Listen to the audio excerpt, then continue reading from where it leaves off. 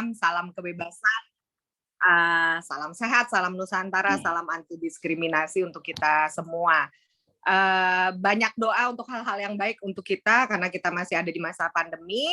Di sini saya Adinda Tenriangke Mukhtar, Chief Editor Suara Kebebasan bersama rekan-rekan saya, ada Galang Taufani, Managing Editor Suara Kebebasan, lalu ada kontributor Suara Kebebasan, Samuela Kristi, dan Rinaldi Adi. Terima kasih banyak Kakak Rena, Direktur Program Koaksi Indonesia yang sudah merelakan malam Sabtunya bersama kami di sini. Ini adalah diskusi yang hangat. Jadi Forum Kebebasan adalah satu dari sekian banyak kegiatan suara kebebasan. Kami bergerak sejak tahun 2015 dan kami mempromosikan dan memperkenalkan ide-ide libertarian. Apa itu sih ide-ide libertarian? Basically adalah soal mengutamakan individu dalam artian kebebasan sipil, kebebasan individu, mempromosikan free market, pasar yang terbuka, menegakkan hak kepemilikan, juga tentunya penegakan hukum dan HAM. Tentu banyak sekali perspektif yang bisa dipelajari tentang nilai-nilai libertarian tersebut. Teman-teman bisa cek langsung di suarakebebasan.id. Kami juga punya sosial media di Line, Twitter, ada Facebook fanpage, ada IG juga, dan ada lain. Nah, diskusi ini nantinya teman-teman juga bisa cek di akun Twitter kami di bebas.id dan juga akan ada rekaman dan rangkumannya di portal kami dan juga di kanal YouTube Suara Kebebasan. Selain forum kebebasan yang kami rutin adakan 2 kali dalam sebulan, kami juga punya Liberty Talks IG Live Series yang teman-teman juga bisa cek di akun Instagram Suara Kebebasan, di mana kami menggunakan Liberty Talks itu untuk memperkenalkan apa sih ide-ide kebebasan itu. Misalnya kita sempat bicara soal hak hidup, kita bicara hak kepemilikan, bicara soal hak sipil dan sebagainya. Dan teman-teman juga bisa cek artikel-artikel teman-teman yang menulis di Suara Kebebasan. Banyak artikel opini juga, ada resensi film dan buku, ada juga artikel dasar libertarian, serta cerita-cerita yang terkait dengan kegiatan kami atau jaringan yang sama-sama mempromosikan gagasan kebebasan. Tak kenal maka tak sayang, itu juga yang mendorong kami melakukan kegiatan-kegiatan untuk memperkenalkan gagasan libertarian. Salah satunya adalah lewat kelas daring mengenal libertarianisme. Tahun ini kita akan adakan pada tanggal 21 Mei, itu hari Sabtu, tapi info lengkapnya silakan teman-teman cek di portal dan sosial media kami di suarakebebasan.id. Tanpa berpanjang-panjang lagi, saya serahkan langsung ke Galang untuk memandu diskusi ini. Terima kasih Kakak Rena, dan looking forward nih mendengar cerita dan sharingnya dari teman-teman koaksi dan pengalamannya. Terima kasih, selamat berdiskusi teman-teman, dan salam kebebasan. Thank you Mbak Dinda. Baik, selamat malam teman-teman semuanya yang sudah bergabung di Forum Kebebasan yang diselenggarakan oleh Suara Kebebasan. Hari ini pada tanggal 8 April ya 2022 kita akan menyelenggarakan Forum Kebebasan yang ke berapa? 47 ya. Kita sudah akan menyelenggarakan Forum Kebebasan yang ke-47 dan pada hari ini tentu seperti forum kebebasan yang lainnya kita selalu menyajikan isu-isu yang sangat terkini, kemudian isu-isu yang sangat krusial dan sangat penting buat kita semua mendiskusikan khususnya berkaitan dengan gagasan terbaru di Indonesia. Dan pada malam hari ini kita nih akan ngobrol banyak nih tentang salah satu isu yang sangat penting banget ya, khususnya dalam perspektif ekonomi dan lingkungan. Maka pada malam hari ini kita akan mengetengahkan satu judul nih teman-teman semuanya, yaitu judulnya adalah mengatasi eksternalitas terhadap lingkungan. Sebetulnya apa sih yang dimaksud dengan eksternalitas terhadap lingkungan ini? Jadi memang menarik sekali kalau kita nanti penjelasannya mungkin lebih detail akan dijelaskan Mbak Rena, tapi saya mau berikan semacam prolog dulu bahwa sebetulnya kalau kita hari-hari ini tuh kalau kita ngobrol soal eksternalitas itu sangat apa ya, complicated dalam tanda kutip ya, seringkali digambarkan apa ya, ya di masyarakat itu pasti sentimennya reaktif, sentimennya negatif gitu ya. Dan misalnya khususnya sih kalau teman-teman semua melihat ya paling konkret nih ya isu terhadap lingkungan. Ini sering kali bisa kita dengarkan, bisa kita lihat ya. Hampir di seluruh penjuru atau seantero Indonesia dan dunia lah barangkali.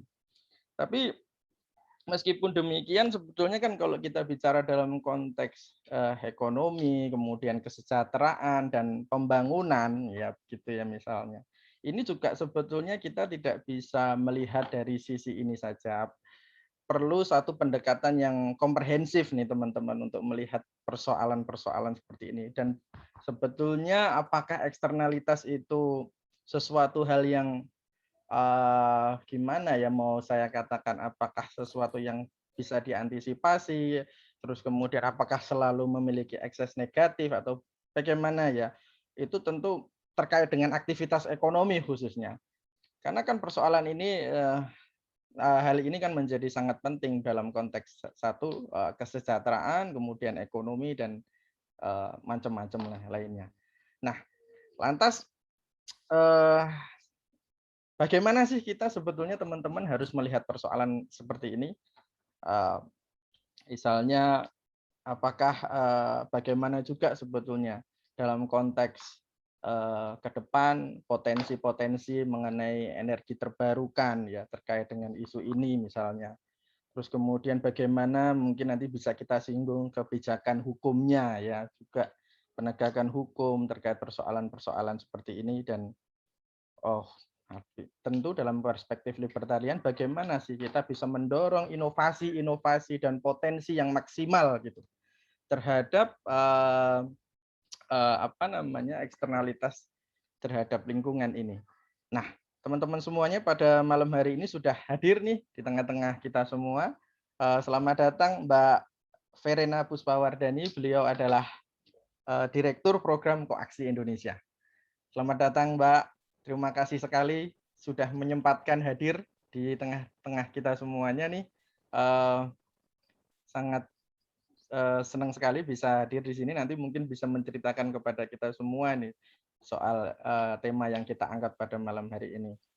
Jadi seperti kita ketahui, Koaksi juga salah satu lembaga yang concern terhadap kalau saya bisa sederhanakan ya berkaitan dengan advokasi, kemudian dorongan terhadap energi terbarukan. Ini menjadi yang saya kira ini menjadi ceritanya penting banget nih untuk kita dengarkan terhadap tema kita pada malam hari ini. Nah, tapi rasanya saya tidak perlu berpanjang-panjang lebar ini. Nanti kalau saya teruskan nggak selesai-selesai.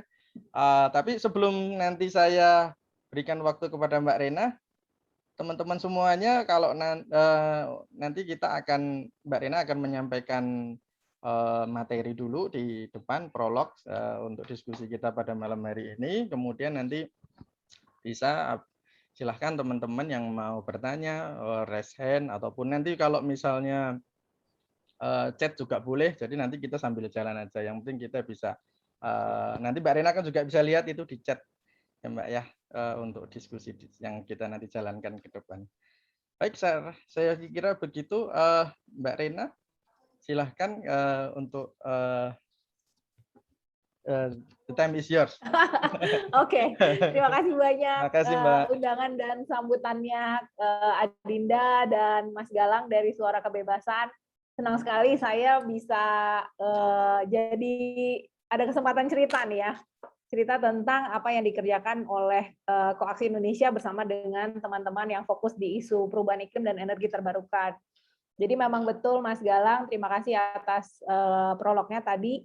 Koaksi Indonesia itu adalah organisasi non-profit ya, atau organisasi masyarakat sipil yang fokus di bagaimana kita membuat Indonesia menggunakan energi terbarukan sebagai sumber energi primernya secara adil, secara inklusif, secara dan berkelanjutan. Nah, pendekatan kita memang ada 3, seperti yang disebutkan Mas Galang. Kita melakukan advokasi kebijakan, kita melakukan penyadartahuan ke masyarakat, dan juga kita membangun kolaborasi dengan berbagai stakeholder ya, mulai dari pemerintah, akademisi, organisasi masyarakat sipil juga, dan juga komunitas yang basisnya di lokal. Nah, mungkin tadi menyambung topik diskusi kita hari ini tentang eksternalitas dalam menghadapi eksternalitas terhadap lingkungan ya. Kalau kita melihat kebijakan ekonomi politiknya Indonesia, mungkin kalau menjabarkan seperti apa eksternalitas yang dimaksud itu agak mengawang-awang ya. Jadi saya mau cerita sebenarnya. Kalau dari konteks energi seperti yang digeluti oleh Koaksi Indonesia itu seperti apa. Nah, kalau boleh saya mau share ya bahan yang bisa membantu kita semua memahami konteks kayak apa sih eksternalitas terhadap lingkungan yang sekarang sedang kami dorong. Bentar ya. Semoga sudah terlihat, Mas Galang dan teman-teman. Sudah terlihat jelas, Mbak. Oke, sudah bisa. Oke. Jadi agak panjang ya judulnya. Pentingnya menangani dampak eksternalitas aktivitas ekonomi terhadap lingkungan. Jadi memang ini lebih ke bagaimana sih sebenarnya kita menyikapi dan apa yang harus kita lakukan ketika kita melihat kondisi yang sekarang kita alami di Indonesia. Terutama dalam konteks energi terbarukan. Nah, mungkin teman-teman di sini belum familiar dengan salah satu sektor dari 5 sektor strategisnya pembangunan Indonesia. 5 itu adalah energi, industri, lahan, transportasi, dan limbah. Nah, kenapa 5 sektor pembangunan ini penting banget untuk pembangunan berkelanjutan Indonesia? Karena inilah yang menentukan nanti ekonomi kita mengarah kemana, apakah mengarah ke ekonomi hijau atau tidak gitu. Jadi kalau misalnya kita zooming in ke sektor energi, mungkin kita bisa melihat bagaimana sebenarnya Indonesia seperti dalam agendanya G20 ya, itu bertransisi dari bahan bakar fosil ke bahan bakar energi terbarukan yang lebih bersih. Nah, ini saya mau cerita nih, kalau dalam konteks energi seperti apa. Nah, tadi sudah disampaikan oleh Mas Galang bahwa eksternalitas itu apa sih? Nah, eksternalitas itu simpelnya adalah dampak dari suatu tindakan tertentu oleh pihak tertentu terhadap pihak lain, baik itu negatif atau positif. Nah, kalau positif biasanya kayak apa ya? Oh, kalau positif berarti sifatnya manfaat misalnya. Kalau negatif bisa berupa beban atau biaya atau apapun yang membuat kita jadi dirugikan bisa jadi ya. Nah, contohnya mungkin antara kebijakan mobil dengan polusi udara. Nah, berarti kan kita bisa melihat nih bahwa yang dimaksud dengan eksternalitas positif adalah industri mobil, secara ekonomi juga membantu, tapi ada eksternalitas negatifnya, yaitu polusi udara yang semakin meningkat ketika mobilitas kita semakin tinggi. Nah, kenapa saya ngambil contoh mobil? Karena itu juga masuk ke dalam sektor energi sebenarnya, transportasi. Saya mau cerita dari sudut pandang Koaksi sebagai bagian dari koalisi masyarakat sipil untuk energi bersih. Nah, ini apa sih koalisi ini gitu? Nah, koalisi ini terdiri atas organisasi masyarakat sipil yang sama-sama melakukan advokasi, sama-sama melakukan kampanye, sama-sama berkolaborasi untuk membangun sebuah visi bahwa Indonesia ini bertransisi energi menuju energi bersih, inklusif, berkeadilan, dan berkelanjutan. Bersih ini dalam arti misalnya memiliki emisi gas rumah kaca yang rendah. Inklusif itu berarti melibatkan seluruh segmentasi masyarakat di Indonesia. Berkeadilan itu dalam konteks misalnya kalau kita melihat perubahan iklim ya, dampak perubahan iklim. Hanya sekian persen dari populasi dunia yang melakukan destruksi terhadap lingkungan misalnya. Tapi yang merasakan dampak dari perubahan iklim itu kebanyakan masyarakat yang rentan, yang notabene tidak memiliki beban, yang tidak memiliki kekuasaan untuk mengambil keputusan terhadap kebijakan. karena mereka tidak ada daya dalam mempengaruhi kebijakan. Nah, berkelanjutan itu artinya bisa sustainable ya. Sustainable dalam arti konteks lingkungan hidup. Nah, kalau kita bicara kondisi energi di Indonesia, emang ada apa sih misalnya? Nah, di Indonesia kondisinya sebenarnya kita bisa bilang tadi kalau dari transisi energi dari yang fosil ke ET. Berarti kalau dari sisi fosil permasalahannya apa?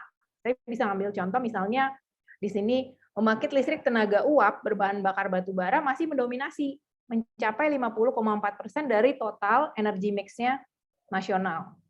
Nah, sementara pemanfaatan energi terbarukan tuh masih minim, masih sekitar 11,5%. Permasalahannya ada di mana? Permasalahannya adalah ketika kebijakan energi mix-nya Indonesia itu harusnya bertransisi. Transisi artinya batu baranya turun, ET-nya naik. Nah, yang terjadi adalah batu bara yang tetap naik, ET-nya jadinya juga agak tersendat naiknya. Jadi gimana cara kita bisa bertransisi kalau tidak disupport oleh kebijakan yang memadai? Nah, kalau misalnya dalam konteks kondisi energi yang seperti itu ya, eksternalitasnya apa? Salah satu eksternalitas yang saya bisa ambil contoh adalah misalnya PLTU Pangkalan Susu di Sumatera Utara.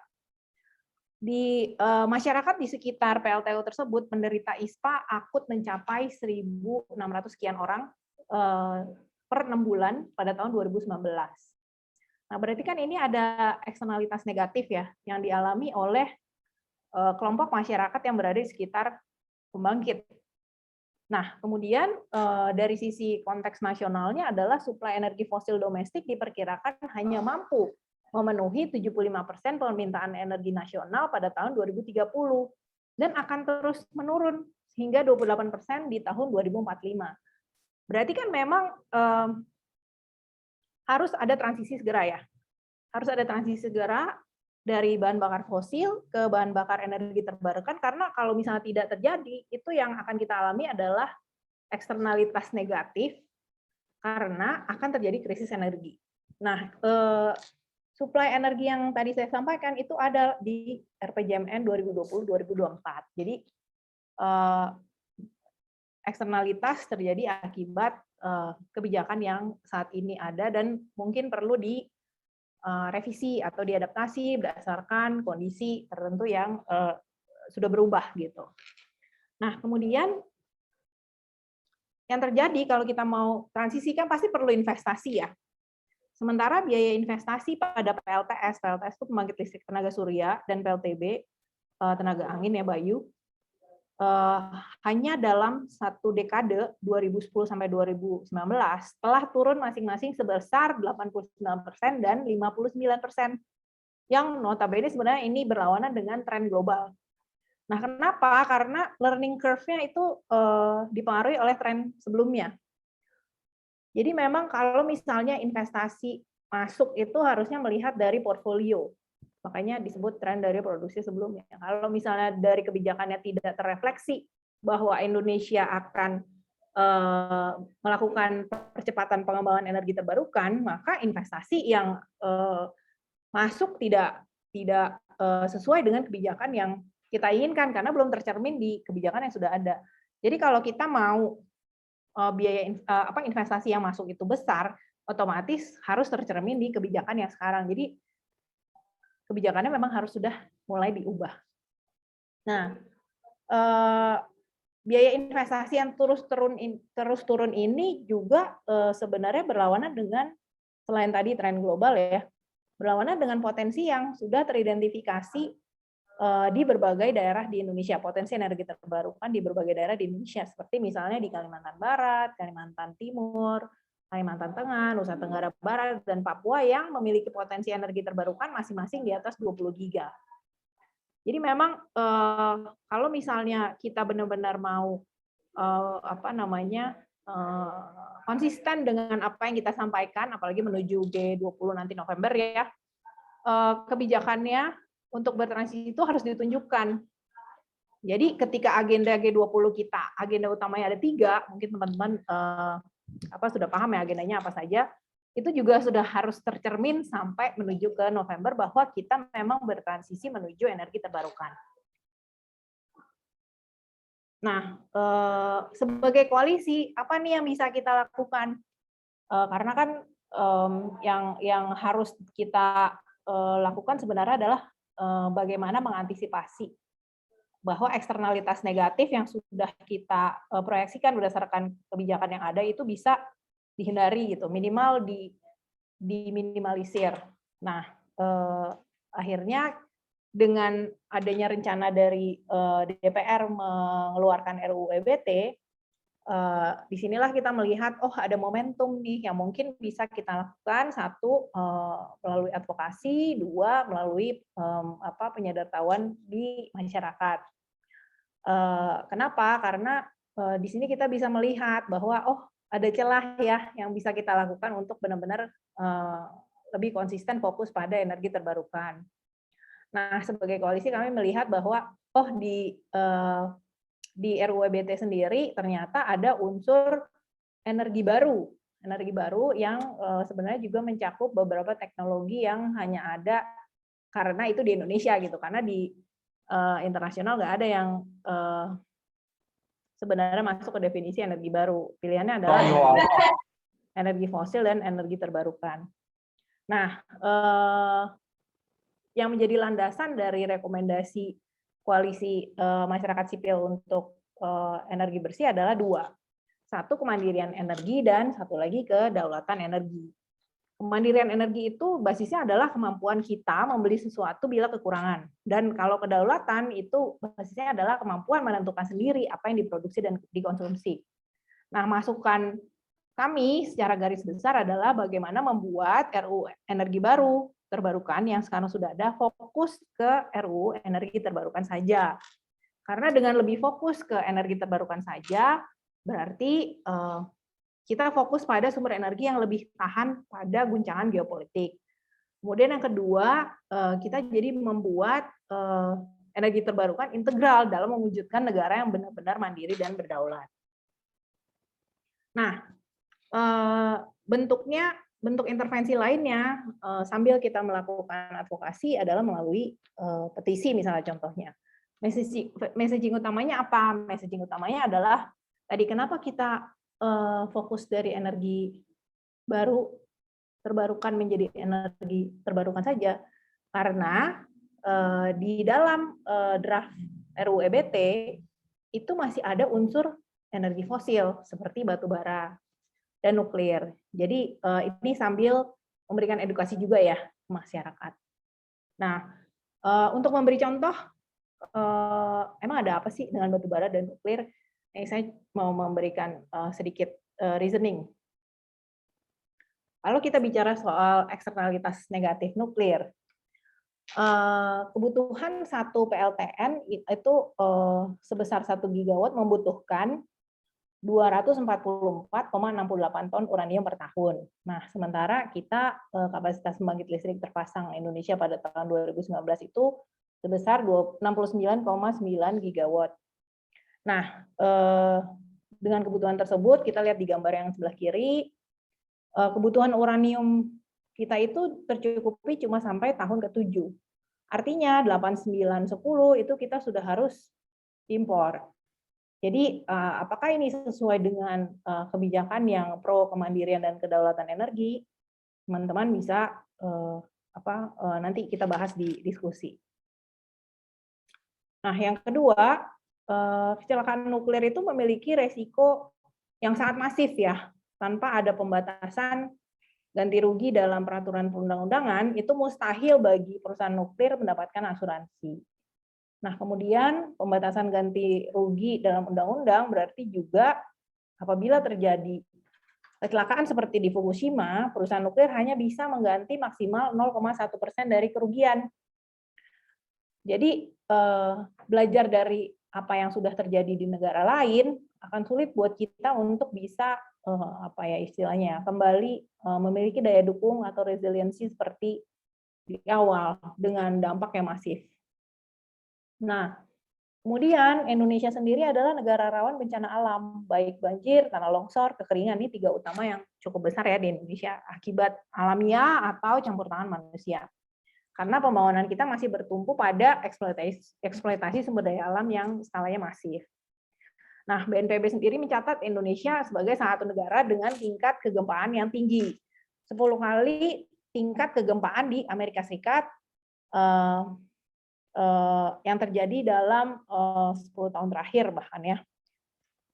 Nah, kemudian faktor bencana alam menjadi alasan bencana nuklir terjadi di sejumlah negara pasca 2000.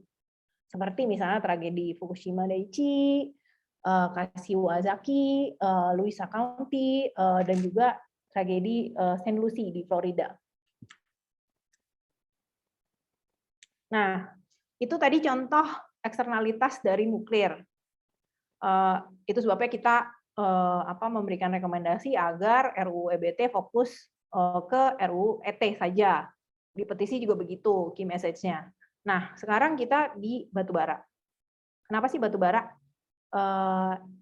Di RUU EBT, batubara itu masuk ke dalam bentuk pencairan dan gasifikasi batubara. Nah, pencairan dan gasifikasi batubara itu artinya memproses lagi batubara menjadi lebih cair dan menjadi gas. Nah, ini otomatis akan mendorong eksploitasi batubara yang makin tinggi. Padahal penggunaan batubara mulai dari pengambilannya dan lain-lain itu sudah merusak lingkungan ya. Sebagai gambaran, satu proyek hilirisasi batubara bisa mengkonsumsi 6,5 juta ton batubara. Jadi ini hampir 10 kali lipat dari PLTU batubara biasa. Jadi kalau penggunaan batubara di RUU EBT itu berkedok pencairan dan gasifikasi batubara, mungkin teman-teman lebih familiar dengan istilah clean coal. Itu justru menghasilkan emisi yang lebih tinggi karena harus di-processing, kemudian juga memakan resources batubara yang lebih banyak, yang 10 kali lipat tadi. Nah, jadi kesimpulannya, baik nuklir dan batubara itu kan masuk ke dalam konteks energi baru, bukan terbarukan. Karena batubaranya di reprocessing tadi. Nuklir juga masuk di energi baru. Nah, energi baru dalam RUU EBT itu menurunkan kemanfaatan dana dari pajak dan perdagangan karbon yang sebenarnya sudah ada aturan hukumnya. Nah, kedua instrumen aturan hukum ini dihadirkan oleh pemerintah untuk menekan penggunaan sumber energi yang tinggi emisi supaya bisa dialihkan untuk mendanai transisi energi ke sumber energi yang lebih bersih. Nah, ini kan jadi conflicting ya, kalau sumber energi yang tinggi emisi itu justru masih ada di RUU EBT gitu dan di cover di dalam undang-undang.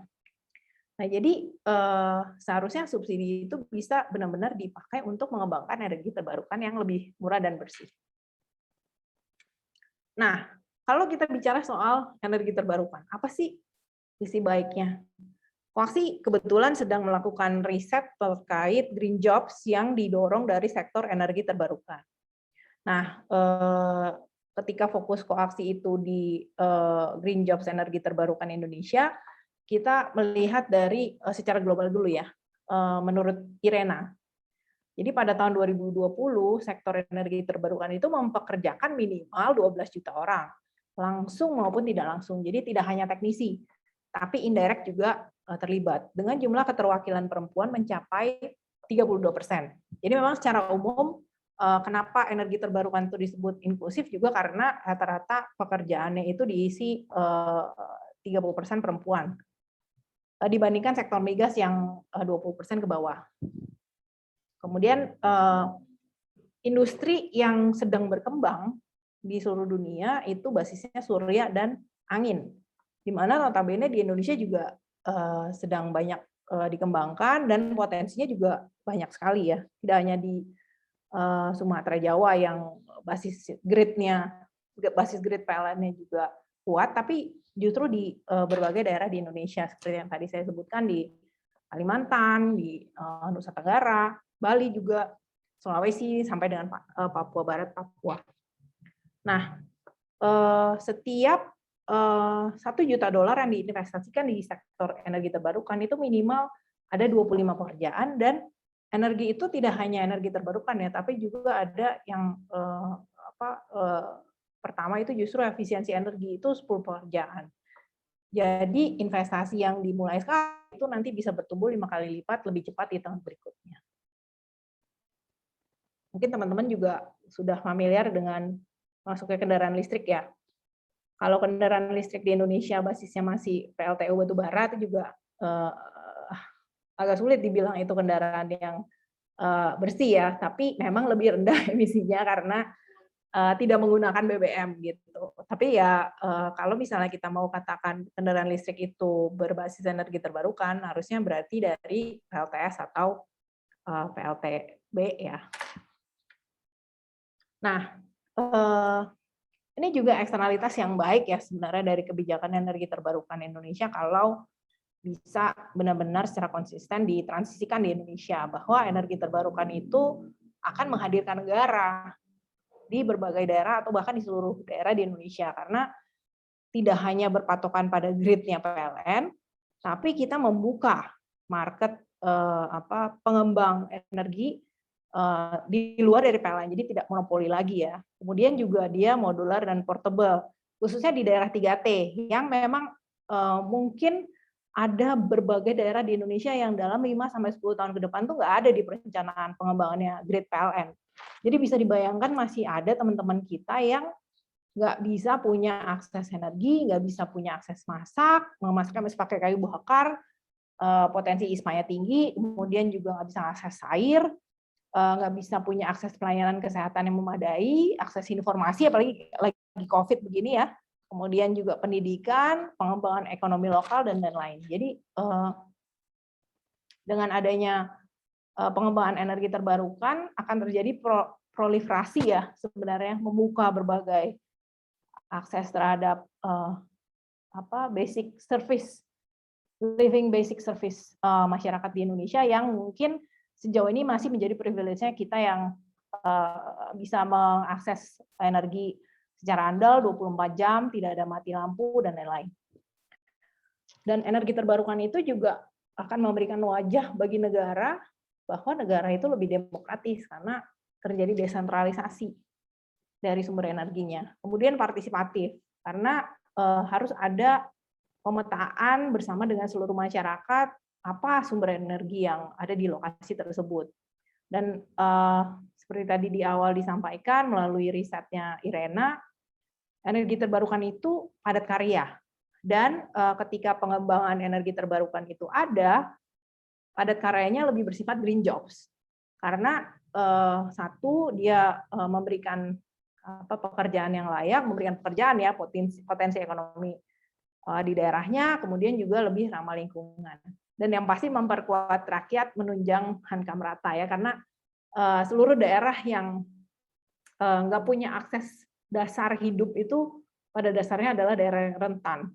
Jadi kalau daerah rentan, kapasitas dia untuk bertahan dan menjadi aman itu juga rendah. Jadi ketika ada sumber energi hadir di daerah mereka, itu pasti akan bisa membangun atau menunjang hankam rata tadi.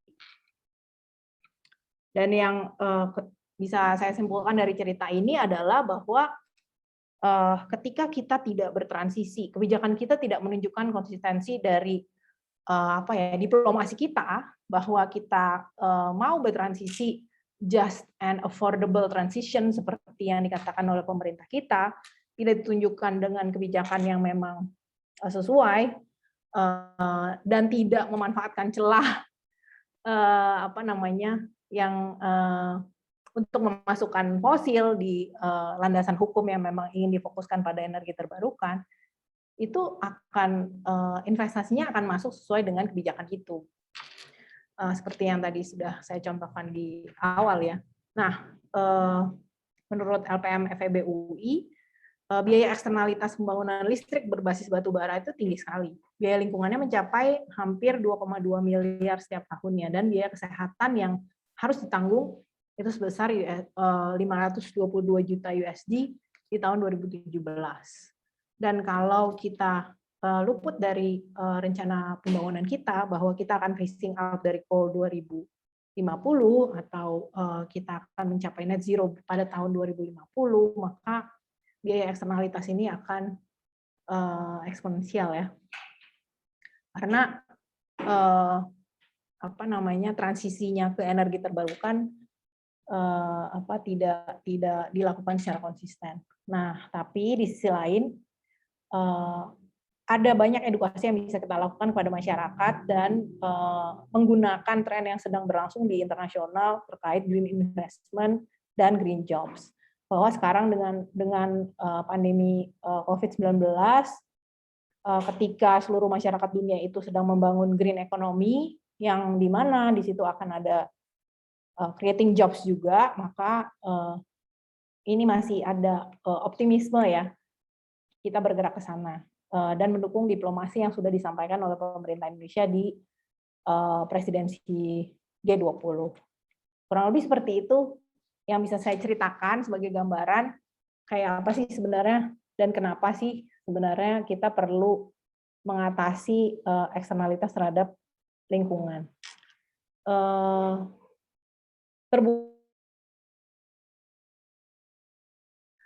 Saya serahkan kembali ke sebagai moderator. Terima kasih. Oke, baik. Terima kasih Mbak Rena. Menarik sekali ini tadi penjelasannya.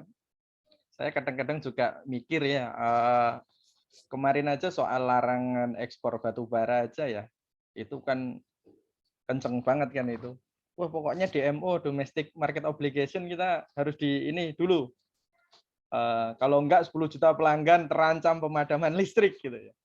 Ini kan kalau lihat tadi pemaparannya Mbak Rena, setali tiga uang ya. Kalau wow, kita sebetulnya masih ketergantungan banget ya sama batu bara ya, terutama tadi khususnya di bidang. Terus kemudian soal electric vehicle tadi juga saya juga kepikiran ya. Kita sudah mulai jalan nih, tapi kok kalau misalnya nanti listriknya juga dari batu bara kan sama aja kalau nggak diproduksi dari tenaga tadi surya atau apa tadi Mbak, Bayu ya, Angin ya. angin ya. Ini kan sama aja dong, kita juga nggak ada bedanya, walaupun mungkin ada bedanya ya Mbak ya, tetap ya mungkin selisihnya juga Ya. at least progresif lah. Betul. Melihat itu. Cuman ya tetap ya kita apresiasi ya, mungkin paling enggak kita. Tapi kadang-kadang saya berpikir juga ya Mbak ya, kalau kita tadi misalnya ya konstruktur konstruksinya itu kalau batu bara aja kita masih 50% ya tadi ya kalau nggak salah ya. Terus kemudian sekarang energi terbarukannya masih di angka berapa tadi itu? 11-an ya. 11. Ya, Wow. 11,5. Perjalanan kita masih panjang nggak sih Mbak itu Mbak? Masih panjang banget ya, karena target kita 2025 itu 25%, 2030 tuh 31%. Jadi harus sangat agresif supaya kita bisa 23% di tahun 2025. Dulu di ESDM menghitung kebutuhan investasi untuk bisa mengembangkan energi terbarukan sesuai target itu perlu 1.600 triliun. Itu tahun 2015. Jadi itu sebabnya kita perlu benar-benar mengcrafting diplomasi kita supaya investasi terhadap energi terbarukan yang ada di berbagai negara, terutama Eropa, Skandinavia, Asia Timur, dan lain-lain itu bisa masuk ke Indonesia gitu, nggak hanya Vietnam ya yang perkembangannya tinggi sekali. Vietnam, Thailand. Jangan sampai ease of doing business di energi terbarukan itu kita kalah dengan negara-negara tersebut, karena otomatis nanti investasinya akan lari ke ya walaupun masih bersaudara ya kita Asia Tenggara, tapi kita kompetitor. Jadi memang tren dan kebijakan energi terbarukan itu harus tercermin di dalam konteks politik kita gitu, nggak cuma di diplomasinya aja bahwa kita mau transisi supaya benar-benar masuk gitu. Misalnya dalam National Determination NDC, National Determination Contribution yang kita ajukan kepada UNFCCC gitu ya. Di dalam target sektor energi itu masih ada clean coal. Seperti yang disampaikan di RUU EBT, di mana kalau dokumen ini sampai ke investor atau di funders, mereka nggak akan melihat bahwa bagaimana dengan portfolio PLTS Indonesia atau PLTB Indonesia, karena belum tercermin di situ gitu. Itu salah satu contoh aja misalnya. Termasuk juga insentif ya, fiskal dan non fiskal itu juga, dan tarif juga harus ditentukan dari kebijakan kita. Seperti itu sih Mas gambarannya. Beberapa bulan yang lalu tuh saya baca di Reuters ya Mbak ya, soal Vietnam yang progresif Bang, soal itu sih tenaga surya itu sampai dibikin kelihatannya juga nggak hanya di Reuters, terus kemudian di narasi juga di bahasa habis-habisan tuh.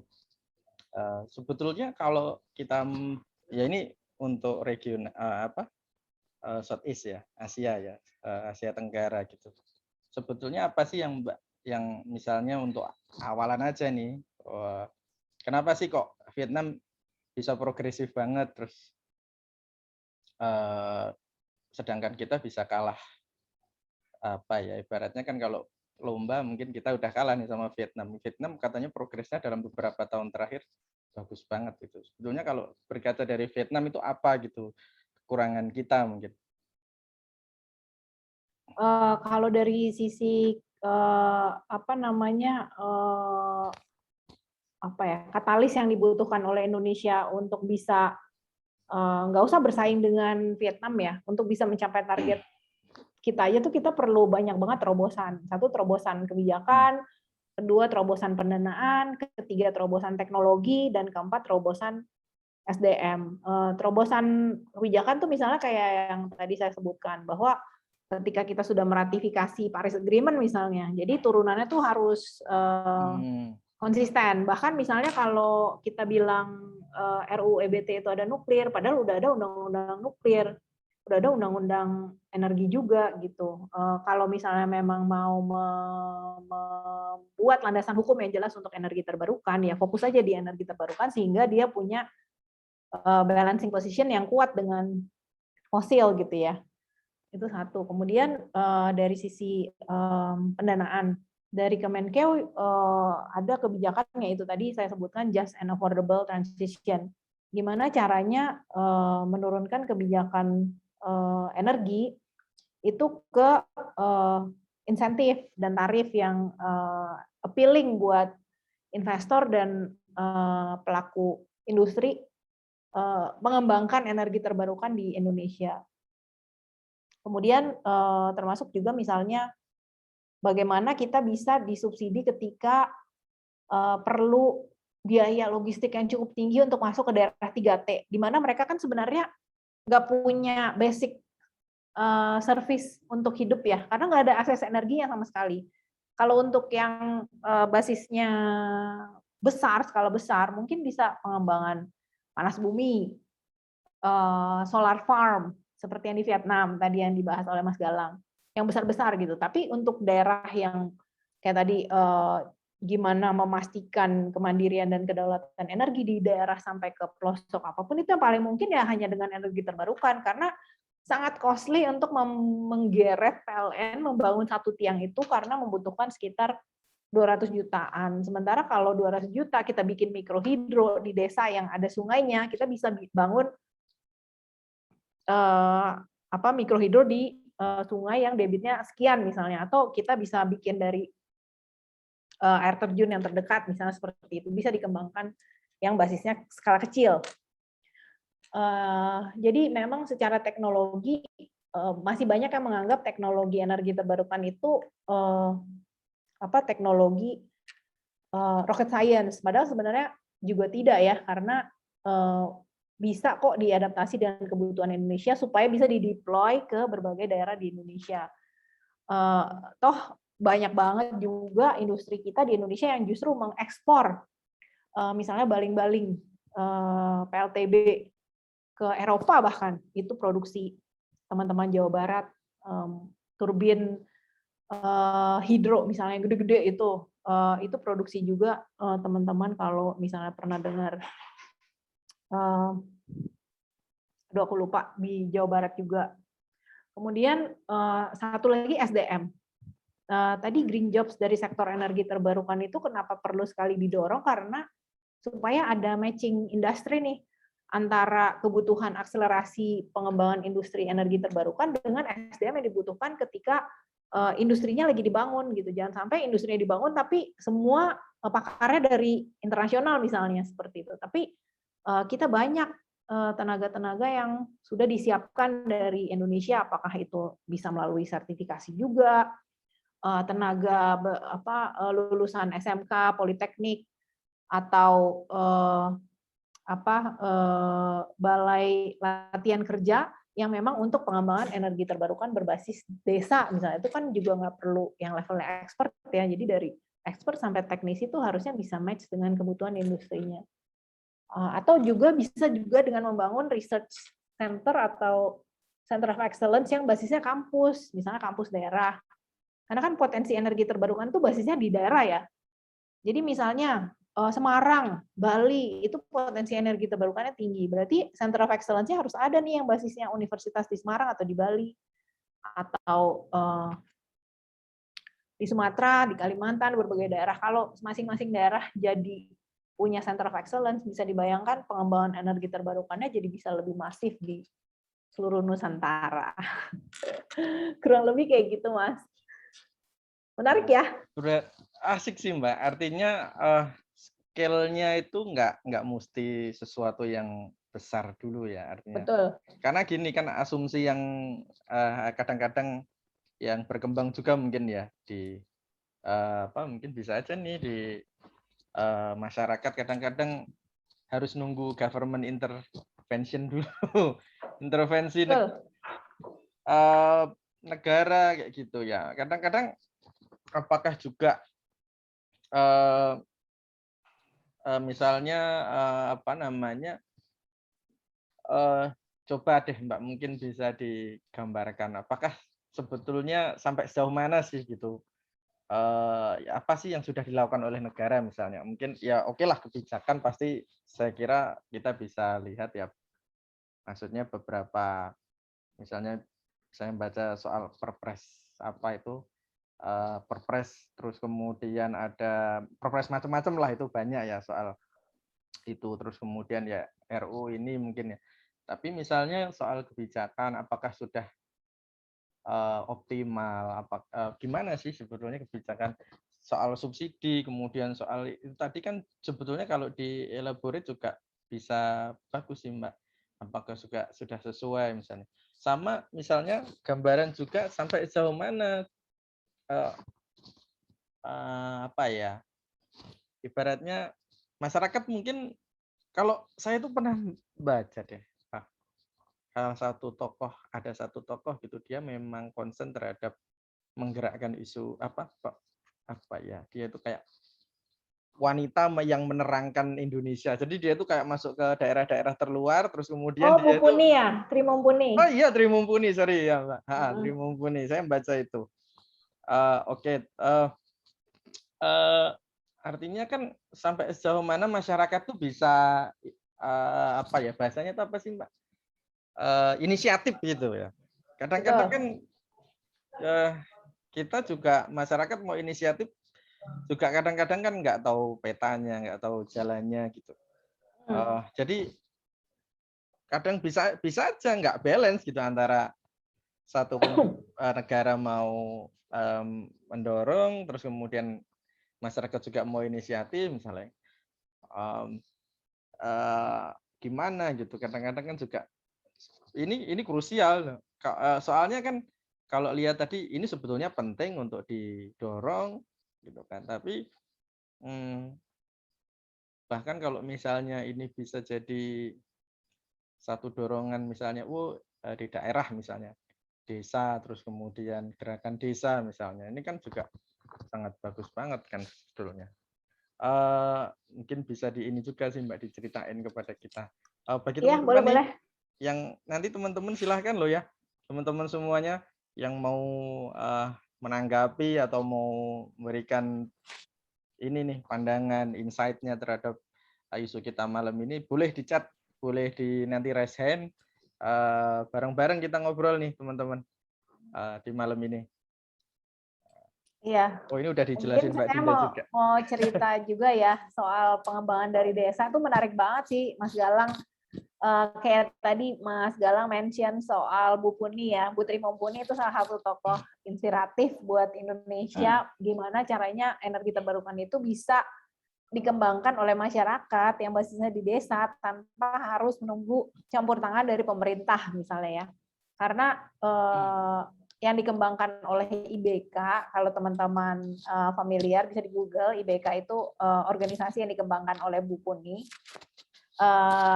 IBK ini membantu memfasilitasi pemetaan potensi energi terbarukan di daerah. Jadi memang dia sifatnya organisasi masyarakat sipil.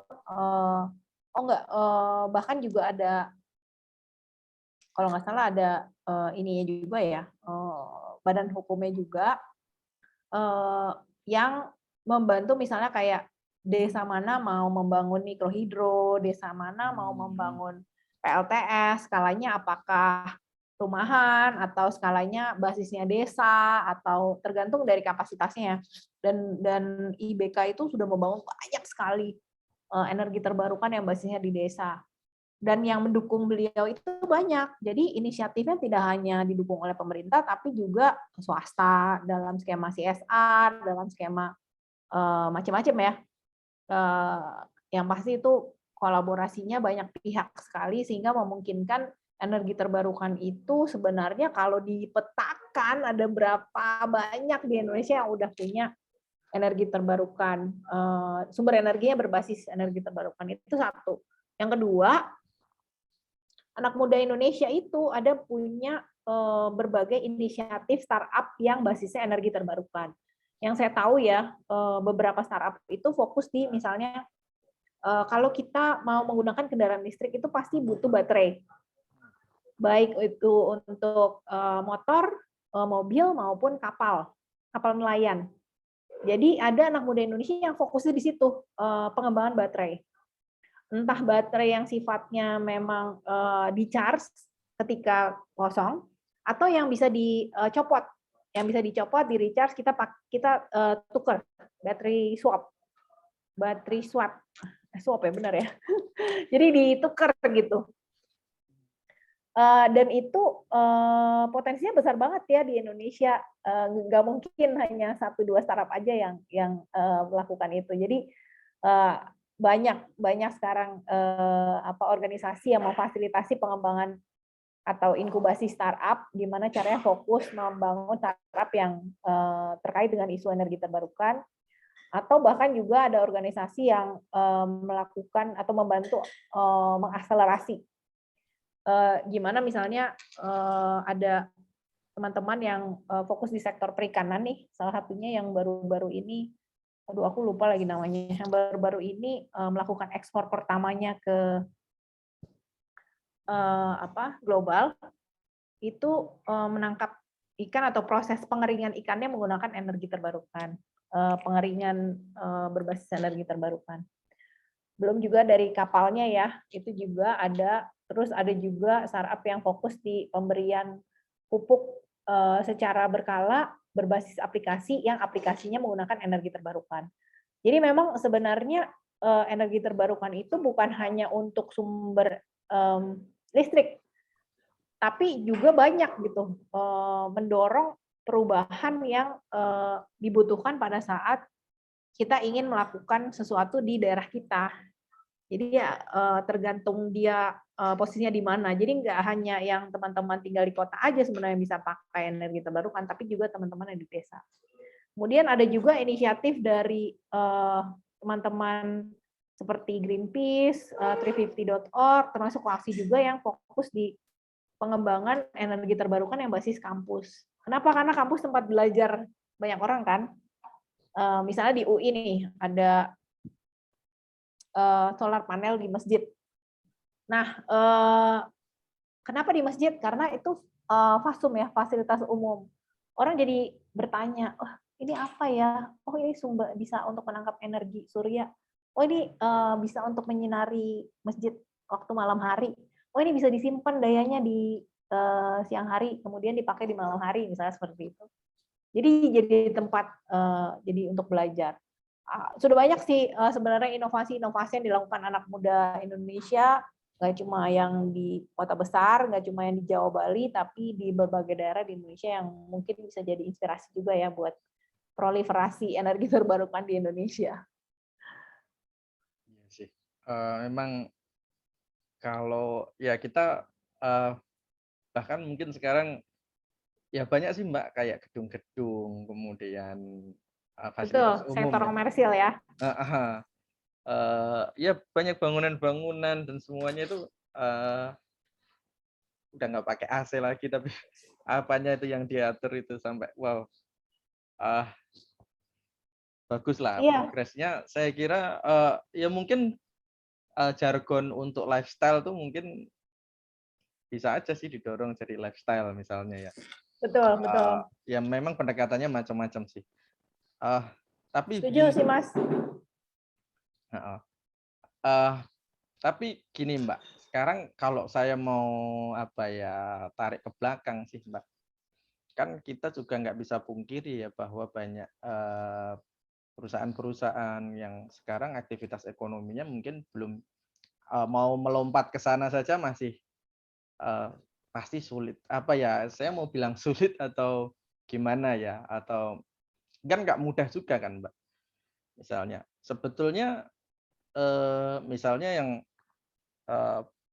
apa sih yang dilakukan gitu, teman-teman di koaksi juga misalnya bisa dijadikan gambaran terkait dengan apa namanya perusahaan-perusahaan yang masih misalnya apakah sebetulnya memang sudah banyak di perusahaan-perusahaan itu artinya sudah mulai banyak yang fokus atau concern ke atau ke sana gitu.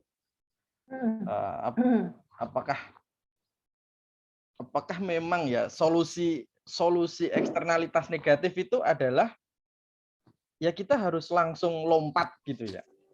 Ya nggak sih? Apakah seperti itu begitu?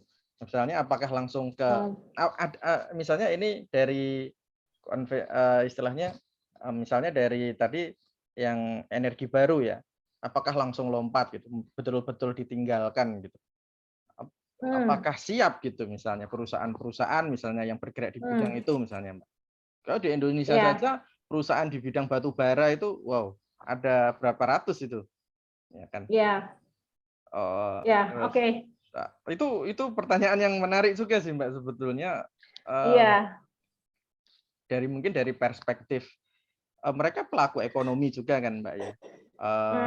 Benar, apalagi masuk dalam kancah politik juga kan? Iya kan. Ini bagus banget sebetulnya. Dan itu selalu jadi isu. Saya baca di Undang-Undang Minerba juga ramai juga sempat gitu ya. Betul. Kemarin terakhir 2020 apa 2021 ya tadi. Di Minerba itu jadi pembahasan. Kemudian saya kira ini nanti juga di EBT juga pasti ini udah sampai apa ini Mbak RUU-nya Mbak by the way juga. Ini menarik juga sih. Gimana sih Mbak soal itu Mbak?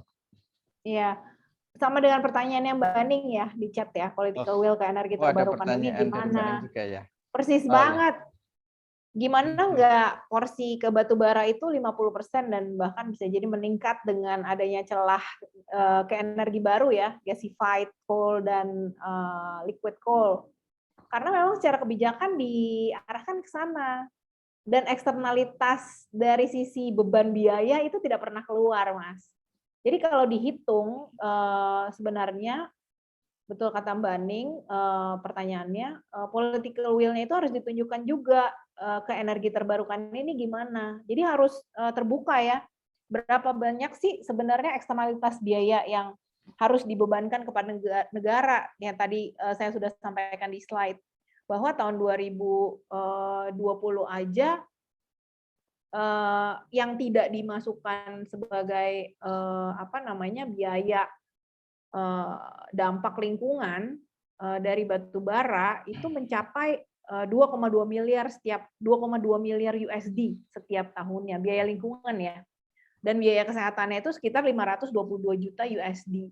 Nah ini kan nggak masuk di dalam pembiayaannya pengembangan pembangkit listrik berbasis batu bara di Indonesia, karena disubsidi oleh negara. Beda dengan energi terbarukan. Kalau energi terbarukan disubsidi sebesar itu juga kita bisa eksponensial peningkatannya, nggak cuma 11%. Karena kan tadi kalau misalnya perhitungannya ESDM 2015, kebutuhan untuk investasi energi terbarukan itu kan 1.600 triliun. Kalau misalnya digabung, dikapitalisasi dan dikompilasi berapa subsidi yang diberikan kepada batu bara itu bisa dialihkan ke energi terbarukan, itu kita nggak perlu transisi lewat energi baru. Karena energi baru itu pada dasarnya judulnya adalah sama batu bara juga kan, tadi batu bara liquefied coal and gasified coal. Pada dasarnya coal juga, dan penggunaan liquefied coal dan gasified coal yang juga tadi saya sampaikan di slide saya, dalam memproses batu bara untuk dicairkan dan digas, digasifikasi, itu perlu batu bara sebanyak 10 kali lipat kebutuhan PLTU biasa. So we don't need energi baru, we don't need transitional source of energy. Kenapa nggak difokuskan ke energi terbarukan secara pembiayaan? Dan itu menjadi subsidi bagi sektor industri, sektor komersil yang memang mau benar-benar transisi ke energi terbarukan. Jadi ketika dibuka nih misalnya, oke, biaya yang kita harus, yang udah kita keluarkan tuh batu bara sekian, biaya yang harus kita invest untuk energi terbarukan sekian. Win-winnya gimana? Kalau udah open begini kan eksternalitasnya sudah tercakup juga pembiayaan di situ, berarti kita bisa lebih objektif ya menilai political will yang ke arah energi terbarukan itu seperti apa. Kemudian itu satu. Kedua, yang dari sektor perbankan ya, kenapa agak berat bagi industri dan sektor komersil untuk berpindah ke energi terbarukan, itu bukan karena mahal itu karena kita nggak disubsidi gitu kan. Jadi dari sisi perbankannya juga gitu, selalu ada persepsi bahwa energi terbarukan itu nggak, resikonya tinggi, selalu ada persepsi itu, dibuat persepsinya seperti itu, lebih aman batu bara. Padahal kalau tadi contohnya yang saya sudah sampaikan juga, batu bara kita itu kebutuhannya mungkin perlu dihitung ulang ya, untuk sampai ke tahun, misalnya tahun 2050, kita perlu batu bara berapa banyak. Nah, sementara kalau energi terbarukan kan sifatnya terbarukan, dia selalu ada. Jadi dia tidak akan memberi beban pada keuangan negara dan tidak memberikan potensi impor. Nah, jadi ini yang sebenarnya bisa membuat bank jadinya lebih aman kalau dia memberikan penjaminan kepada pengembangan proyek energi terbarukan. Misalnya dalam bentuk kredit gitu ya. Misalnya kalau sekarang kita melihat ada lumayan progres ya di pengembangan PLTS berbasis rumah. Kita bisa cicil kayak nyicil motor. Bank sudah menyediakan itu. Jadi kalau misalnya rumah kita mau pakai solar panel, itu bisa dengan mencicil seperti motor, dan itu harganya juga nggak mahal ya, bahkan lebih mahal motor sebenarnya. Tergantung dari berapa kapasitas yang mau kita pasang di rumah. Lalu sektor industri juga sebenarnya kenapa enggan untuk berpindah, karena mereka harus menggunakan pendanaannya sendiri karena nggak disupport kan dari sisi kebijakan. Kalau pelaku usaha itu kan mengikuti kebijakan ya pada dasarnya. Itu tergantung kebijakan pemerintahnya seperti apa. Kalau buat mereka yang mereka harus efisiensi kemudian baru akhirnya invest sendiri ya agak mahal. Jadi no wonder ketika ada banyak perusahaan global yang masuk Indonesia itu punya target 100% energi terbarukan agak sulit dicapai di Indonesia, dan akhirnya mereka lebih dulu mengembangkannya di negara lain seperti cabang mereka di Thailand atau cabang mereka di Vietnam. Karena memang gimana caranya mereka bisa mengcomply kebijakan globalnya mereka dengan kondisi yang ada di Indonesia. Jadi memang kesulitannya itu karena tidak didukung oleh political will yang memang bertransisi secara konkret di energi terbarukan. Ya maksudnya ceritanya seperti itu sih, Mas. Ya maksudnya berarti maksudnya apakah di subsidi untuk menciptakan perusahaan-perusahaan yang bergerak di bidang itu, atau sebetulnya atau yang skala kecil misalnya akses keuangan tadi, Mbak, misalnya? Dua-duanya ya. Jadi ada akses keuangan itu kan untuk membuat menjadi appealing buat pengembangan industrinya. Ketika dia perlu pengembangan usaha, dia ada bantuan dari bank. Karena tidak dianggap industri yang beresiko tinggi gitu. Dan jadinya bank juga ketika ada jaminan dari pemerintah dengan keputusan yang mendukung energi terbarukan, bank juga jadi lebih legowo memberikan penjaminan kepada industri yang mau mengembangkan energi terbarukan. Itu satu. Jadi bentuknya insentif. Ya. Nah, di sisi lain harus tegas juga memberikan disinsentif kepada industri yang berbasis energi fosil. Karena kalau dua-duanya dikasih insentif kan aneh ya. Jadi maunya yang mana nih? Ada kita pilihan. Mau yang mana? Kalau misalnya emang yang fosil selalu diberikan insentif, yang energi terbarukan dikasih insentif tapi nggak bersaing dengan yang insentif dari batu bara, kan ya kapan kita bisa maju nih, istilahnya kayak gitu, nggak cuan gitu kan dari sisi bisnis. Terus yang pemilik-pemilik modal dari industri batu bara kan juga besar-besar ya, seperti tadi Mas Galang juga sampaikan, beberapa bahkan juga duduk di posisi pemerintahan, jadi sulit digoyang misalnya kayak gitu kan. Gimana kita mau bersaing dengan oligark ini yang dilindungi dengan sistem oligarki yang cukup kuat seperti itu. Tapi ya kalau menurut saya sih masih bisa dikejar dengan gimana kita mengedukasi atau mengajak teman-teman kita di seperti misalnya sekarang di Suara Kebebasan, apa sih benefit dari energi terbarukan sebenarnya buat kita ketika kita pakai itu. Yang pasti ya satu, rasa aman ya, bahwa kita bisa membuka akses hidup lebih banyak lagi buat seluruh masyarakat di Indonesia. Akses energi, masak yang lebih sehat, akses air, kesehatan, informasi, pendidikan, ekonomi lokal, itu luar biasa sekali. Dan benefitnya buat kita juga, kita bisa dengan bonus demografi yang Indonesia miliki sampai tahun 2045, berarti kan sebenarnya banyak nih SDM kita yang bisa kita berikan kesempatan untuk meningkatkan kapasitas dari pendidikan dan pekerjaannya ya. Jadi otomatis potensi untuk memperkenalkan mereka kepada peluang pekerjaan yang basisnya energi terbarukan tuh sangat tinggi gitu. Iya sih, nah, ada lagi yang ngawal kebijakan. Jadi emang perlu dikawal paralel di banyak sisi sih, Mas. Sekarang kalau misalnya ya memang kayak misalnya saya di Bengkulu nih, Mbak, di sawit aja ya. Sawit itu tuh kalau Mbak tahu di sini ya, ada tanah-tanah negara itu, Mbak. Tanah-tanah negara itu sampai itu sama warga sama masyarakat itu diambil ditanami sawit bertahun-tahun juga akhirnya ini. Jadi saking kebutuhan akan sawitnya tinggi terus pembakaran lahan gitu juga, wow. Ini serem banget kan di Sumatera gitu, karena katanya sampai asapnya itu kan sampai larinya ke Singapura dan sebagainya. Jadi tapi itu satu hal ya, maksudnya gimana oke lah kita dan realitas di masyarakat misalnya juga entah saya karena juga nggak punya data juga sih.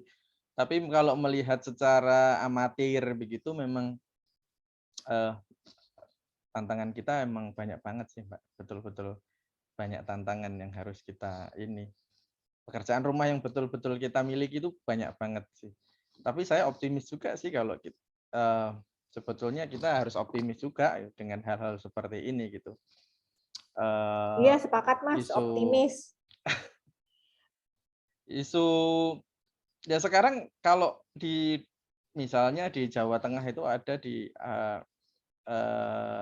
ada masyarakat apa namanya itu Mbak daerah ya, kalau di Jawa Barat itu kayak apa ya? Itu mereka hidup itu pakai, mohon maaf ya Mbak ya, ini kotoran hewan yang diubah jadi ini Biogas. biogas itu.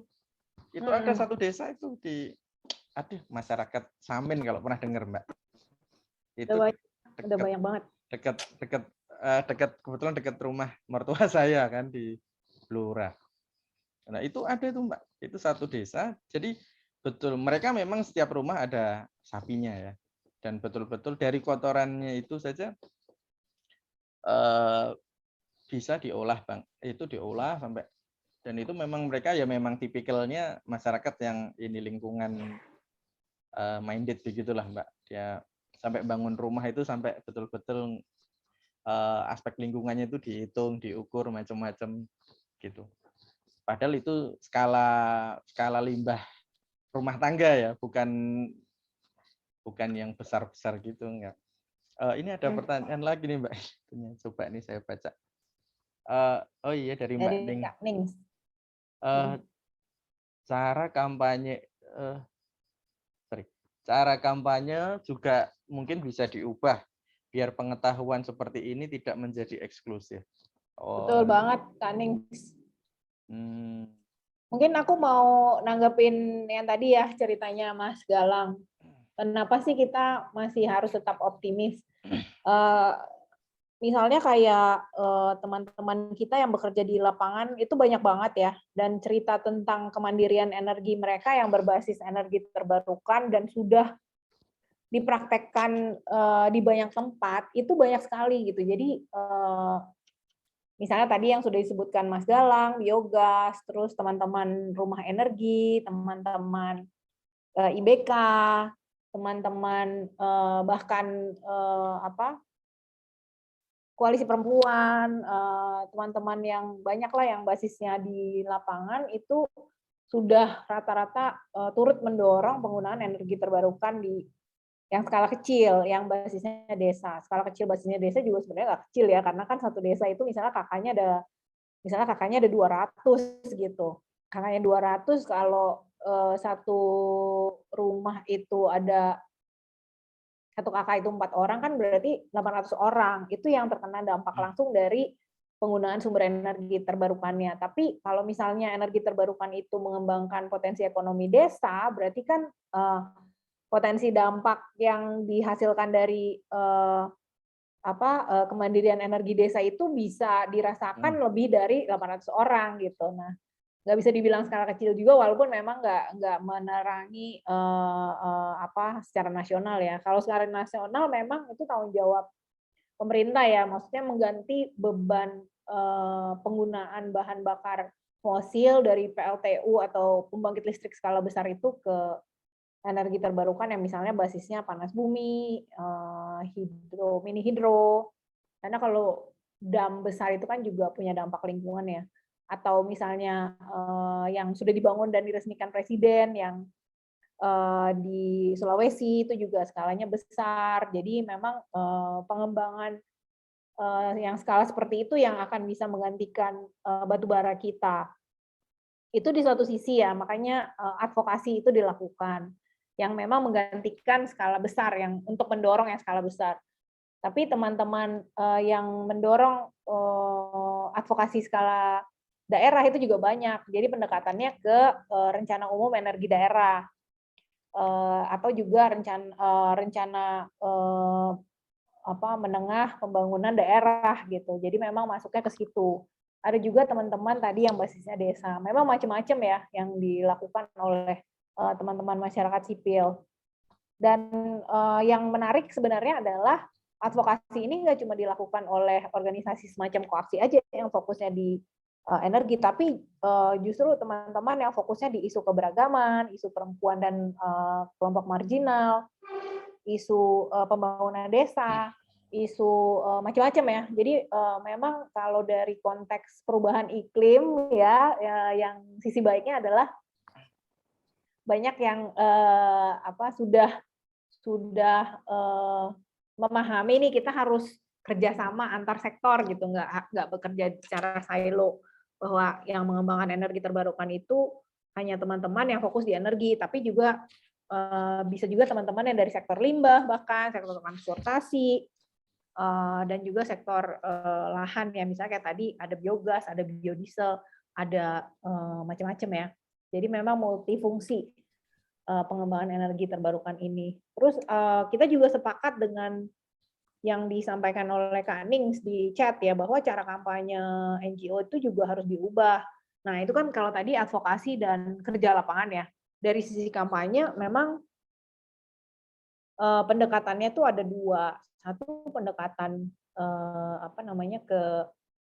ke publik secara umum melalui kampanye digital, itu yang disampaikan adalah justru benefit seperti itu.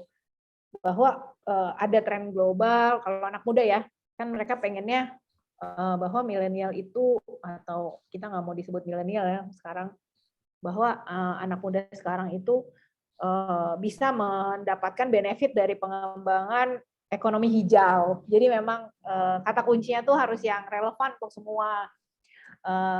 Kita harus bergerak bersama seperti itu, yang positive thinking, yang positivisme, sehingga memang betul kalau kampanye hardcore kan orang takut ya.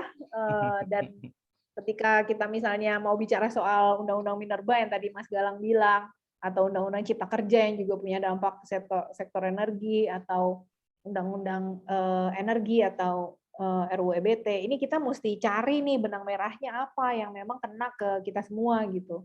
Aku ingat banget kayaknya kita perlu belajar dari bagaimana teman-teman yang dulu pakai hashtag kena, kita bisa kena.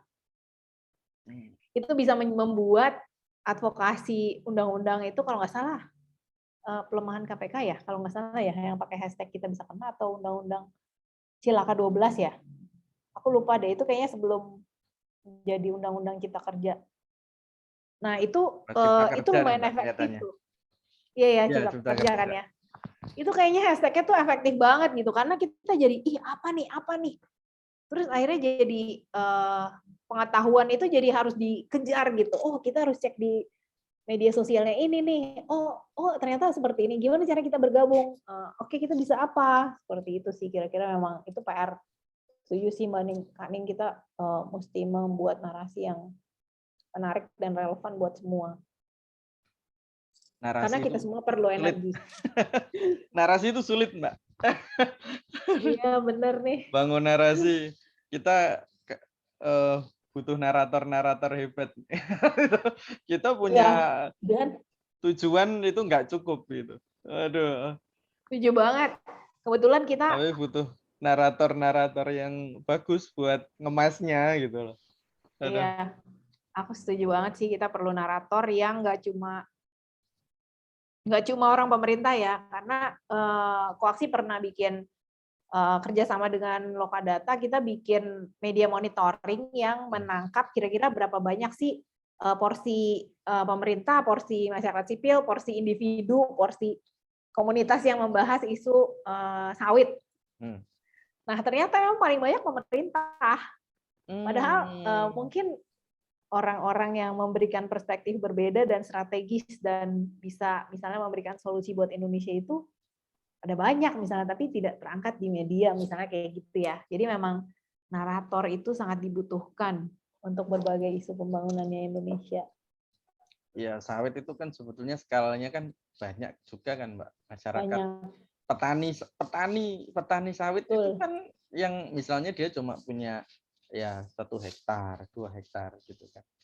Itu ya mungkin skala kecil, tapi bagi dia untuk porsi kehidupan rumah tangga itu dia udah ini banget, udah bagus banget. Tapi kan kita selalu yang kita yang kita dapatkan gambarannya di media, informasi yang berkembang tuh yang misalnya yang perusahaan-perusahaan besar gitu kan kadang-kadang. Jadi memang gimana ya, menarik sih Mbak sebetulnya ini. Saya setuju banget nih. Tapi saya juga baca-baca sih Mbak soal istilah-istilah dalam ekonomi yang berkaitan dengan sustainable development. Ya, itu kira-kira sebetulnya misalnya kita hubungkan sama energi terbarukan ya Mbak, terus kemudian sama perusahaan-perusahaan yang masih bergerak di fosil misalnya, itu sebetulnya udah nggak cukup ya Mbak ya? Apakah jadi solusinya ya kita harus lompat? Ini transisi ya bahasanya, jangan lompat. Betul. Transisi. Kalau lompat itu terlalu ini. Kalau lompat kesannya kayak jauh ya. Ntar kita nggak nyampe loh. Itu ya ini kalau di ya aliran-aliran itulah ya Mbak ya, kan sering kan ngomongnya gitu. Isu sustainable development, terus kemudian apakah itu memang apakah gambaran besarnya itu memang harus transisi atau gimana, atau bagaimana sebetulnya Mbak? Ya, betul. Ya, mungkin ini terkait dengan tadi yang istilahnya cunning ya. Kadang-kadang gimana caranya supaya kita tidak dianggap sebagai oposan, tapi dianggap sebagai mitra strategisnya pemerintah, kita harus masuk ke narasinya mereka gitu kan. Tadi Mas Galang bilang kan narasi ini sulit banget, iya benar. Bertentangan dengan radarnya pemerintah kan ada di mana-mana ya, buzzer-buzzernya. Saya masuk yang mana ini? Nah, transisi energi itu sebenarnya sudah sangat umum ya, dipakai di seluruh dunia juga, nggak cuma di Indonesia. Dan aku rasa juga kenapa Indonesia ikut pakai istilah itu supaya bisa dipahami kita sedang menarik investasi yang terkait dengan energi terbarukan. Jadi kita juga masuk ke situ. Oh oke, ada nih niat baik pemerintah untuk transformasi. Kalau lompat kayak jauh. Transformasi sumber energinya dari fosil ke energi terbarukan. Oke, kita pakai narasi itu. Jadinya ya supaya kita mendukung ke arah sana, akhirnya kita menekankan pada itu terus sambil mengingatkan gitu ya, bahwa kita benar-benar perlu menuju ke sana kalau kita mau tetap bisa survive lah istilahnya dari dampak perubahan iklim, dampak ekonomi pasca pandemi, dan dampak dari bencana apapun yang sudah ada di Indonesia dan akan diperparah ketika kita akan tetap seperti ini gitu, tidak melakukan perubahan. Nah, jadi memang yang kita bantu sebenarnya, betul kata Mbak Ning, kalau misalnya mau advokasi pun ya advokasi yang tidak berseberangan ya bahasanya, tapi justru membantu menghitungkan kayak tadi resiko eksternalitas negatifnya nuklir itu apa sih, karena banyak yang suara-suara yang mendukung nuklir, tapi mungkin suara itu mendukung aja, kayak banyak akun-akun yang pakai untuk mengangkat isu itu, tapi ketika ditanya alasannya nggak bisa membantu. Nah, kita bantu dari sisi kajiannya misalnya. Terus kenapa sih liquefied dan gasified coal itu tetap berbasis coal dan tetap menghasilkan emisi, dibantu kajiannya seperti itu. Jadi memang nggak hardcore. Ke DPR juga gitu, join di rapat dengar pendapat, kemudian melakukan roadshow ke fraksi. Ya dukung karena dibayar, benar banget. Kalau nggak dibayar nggak tahu. Padahal kan nanti ke depannya pasti ada benefitnya ya sebenarnya buat masyarakat. Nah jadi memang harus ada strategi gitu, inside track dan outside track untuk bisa melakukan pendekatan ke pemerintah dan pembuat kebijakannya Indonesia. Nah kalau yang ke publik ini menarik banget. Tahun 2019 Koalisi pernah membuat survei ke masyarakat terkait persepsi mereka terhadap energi terbarukan. Memang benar, kita masih jauh banget. Masih merasa, apa itu? Cuma bisa lihat di TV, cuma bisa lihat di media, tapi nggak pernah lihat yang real gitu seperti apa.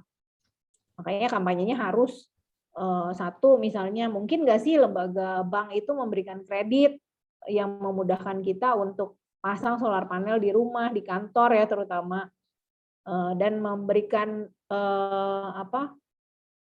benar-benar efisiensi energi yang bisa dibuktikan seperti itu. Jadi kita apalagi pandemi hemat listrik, bukannya malah meningkatkan beban biaya seperti itu. sudah banyak bank sih yang mungkin nanti kalau boleh disebut namanya aku bisa sebutin, tapi bisa di Google lah. Seperti itu. Aku Iya sih. senang sih bisa cerita terbuka di sini. Iya Mbak, malah kita senang dapat. Ini kan itu memang harus didiseminasi Mbak, data-data kayak gitu Mbak, supaya lebih banyak yang care, yang Iya, betul. bisa apa ya, ngelanjutin lah ibaratnya Mbak. Iya, betul. Jangkauannya juga bisa lebih luas. Barangkali teman-teman di sini kan juga punya eksponen-eksponen apa ya, komunitas-komunitas sendiri gitu Mbak. Misalnya Iya, karena wow, ya saya sebetulnya ya tercerahkan juga sih Mbak, ini sebetulnya. Di waktu yang singkat ini ya sebetulnya mungkin perlulah untuk lebih dalam belajar lagi juga mungkin belajar iya sendiri. sama saya juga. Ini Kak Dinda raise hand nih. Ayo Kak Oh Dinda iya mau Mbak nanya Dinda, apa? present. Kita mau memberikan tanggapan. Terima kasih Kak Karen. Saya hanya ingin menyampaikan pertanyaan dari teman kita yang memakai akun anaknya.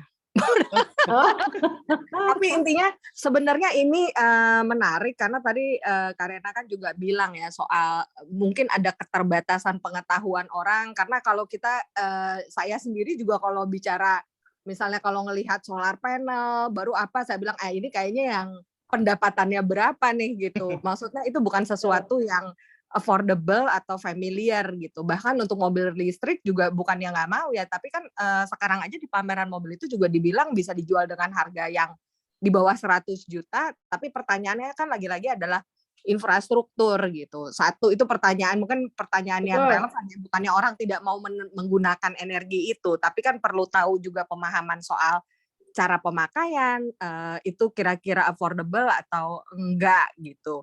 Dan kedua, kalau dari catatannya teman-teman koaksi sendiri, tadi kan sempat menyebutkan persentase juga ya.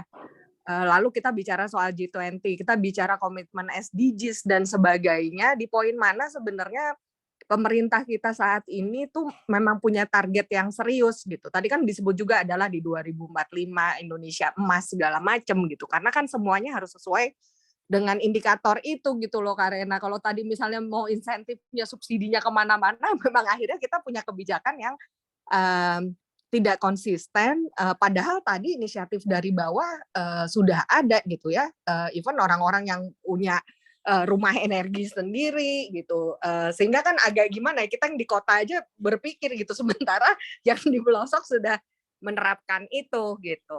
Lalu kalau dari sisi ketiga, saya penasaran soal financing-nya sih sebenarnya, karena dari tadi kan dibicarakan soal insentif ya, gimana juga bisnis atau sektor di energi terbarukan ini juga memiliki kemudahan akses untuk pembiayaan, karena tentu realitanya kalau dia harus bersaing dengan pemain besar, belum lagi kalau dia di oligark itu memang berat ya gitu.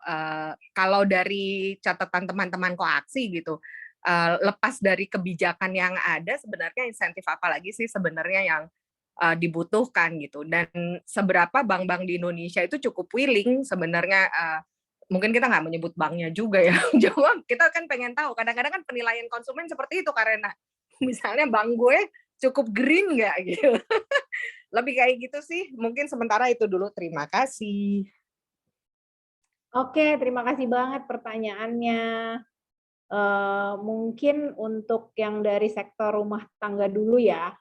Untuk yang dari sektor rumah tangga itu, ini untuk memberi gambaran ya, seberapa murah sih pemasangan solar panel untuk kebutuhan di rumah. Kebetulan kita juga ada pengalaman pasang di kantor. Pertanyaan paling banyak orang yang pertama masuk itu adalah, ini mahal nggak sih gitu. Nah, kalau dari pengalaman kami, harga solar panel itu kan kira-kira per wattnya sekitar $1. Jadi kalau rumah itu perlu 1000 watt, harga solar panelnya tuh cuma sekitar 15 juta. Aduh sorry, ini ada musik lewat di depan kantor. Jadi kalau misalnya pasang panel surya untuk kebutuhan listrik di siang hari aja bisa lebih murah karena nggak perlu nutup 100% kebutuhan listrik rumah. Jadi misalnya kayak kita nggak perlu pakai baterai karena justru baterai itu mahal. Kita cukup pakai di siang hari, jadi dia langsung masuk ke grid PLN kita sehingga langsung diserap oleh PLN. Nah, itu yang membuat kita jadinya lebih efisien. Pemasangannya aja yang sekitar 15 juta ya, ini bisa dicicil. Kemudian yaitu kenapa bisa murah karena kita nggak pakai baterai. Harga baterai itu sekarang masih mahal, sekitar 2 kali lipat ya dari harga panel suryanya. Itu pun panel suryanya itu sendiri kita bisa pilih buatan mana, buatan Cina, buatan Eropa, atau buatan mana, Amerika atau kayak gitu. Jadi karena nggak pakai baterai, begitu surya panelnya nyerap energi di siang hari langsung dipakai. Kalau lebih tadi dimasukkan ke dalam gridnya PLN. Terus ada yang nanya juga percuma dong kalau cuma bisa dipakai di siang hari, ya enggak, karena kan banyak appliances yang nyala di siang hari ya pada saat kita beraktivitas di rumah, terutama di masa pandemi kayak kulkas, pompa air, AC, apalagi ya. Nah itu bisa di-cover sebagian oleh energi dari panel surya itu. Nanti ketika ada sisanya itu yang akan dikurangin dari tagihan kita. Nah, gimana nyambungin ke PLN-nya? Nah, itu komunikasi antara kita dengan vendornya sih. Jadi nanti akan dipasang tersambung dengan jaringan PLN kita dan nanti akan dibantu ngurus administrasinya di PLN. Mereka udah punya sistem kok. Nah, terus kalau mati listrik gimana? Kalau mati listrik karena jaringan PLN mati, maka listrik yang dari panel itu sebenarnya juga mati karena kita pakai sistem on grid, kita nggak pakai baterai. Tapi bisa aja kita pasang yang sistemnya hibrid. Jadi kalau misalnya ada mati lampu atau kalau misalnya nanti mampu beli baterai, inverternya itu bisa menyalurkan sebagian energi dari panel surya ke rumah kita, ke baterai, lewat baterai. Nah, jadi nanti kalau misalnya sudah mampu beli baterai, itu masih bisa nyala pada saat mati lampu. Nah, vendor udah banyak banget ya teman-teman, bahkan bisa Google. Jadi kita bisa mulai dengan nanti kalau dibantu vendor itu mereka akan menganalisis tren penggunaan listrik di rumah kita secara total tuh kayak gimana, terus beban tertingginya tuh kayak di jam berapa, terus nanti mereka bisa kasih solusinya bagaimana, rencana kita ke depan gimana, kalau misalnya kita sekarang belum mampu beli baterai, nanti kapan kita bisa beli baterai, harganya berapa, misalnya kayak gitu. Jadi kita bisa punya financial planning yang seperti sekarang sedang naik daun. Tidak hanya financial planning untuk edukasi anak-anak kita, tapi juga financial planning untuk sumber energi yang dipakai oleh anak-anak kita. Kurang lebih seperti itu. Kalau dari sisi insentif ya, yang skala besar, ya kita memang masih banyak membutuhkan insentif dari pemerintah. Selain kemudahan dari sisi perizinan, harga jual beli tenaga listriknya itu juga harus menarik buat mereka yang ingin mengembangkan industri energi terbarukan di Indonesia. Harga jual, pertama izin, kemudian harga jual, kemudian juga gimana mendapatkan pendanaan. Misalnya dari PLN gitu ya, menjamin bahwa listrik yang dari energi terbarukan akan dibeli selama memenuhi sejumlah persyaratan. Kayak tadi yang dari rumah kita, kan kita pasangnya on grid ya, tetap bersama-sama dengan kita menggunakan PLN. Nah, kelebihan listrik yang dihasilkan dari solar panel dan tidak kita pakai untuk peralatan listrik kita tuh harusnya bisa dimasukkan ke jaringannya PLN, dibeli gitu. Nah, PLN ini harus memberikan jaminan bahwa akan dibeli segala macam listrik yang masuk dari energi terbarukan. Itu model-model insentif yang harusnya dikembangkan oleh pemerintah sehingga investor itu minatnya tinggi untuk mengembangkan listrik di sini karena technicalities-nya dijamin gitu. Terutama penyederhanaan izin ya, untuk di Indonesia kan itu memang sudah dipotong ya mekanisme perizinannya sehingga lebih mudah lah Tapi ini yang masih juga perlu dikaji lagi untuk energi terbarukan itu ternyata masih belum optimal gitu realisasi insentifnya.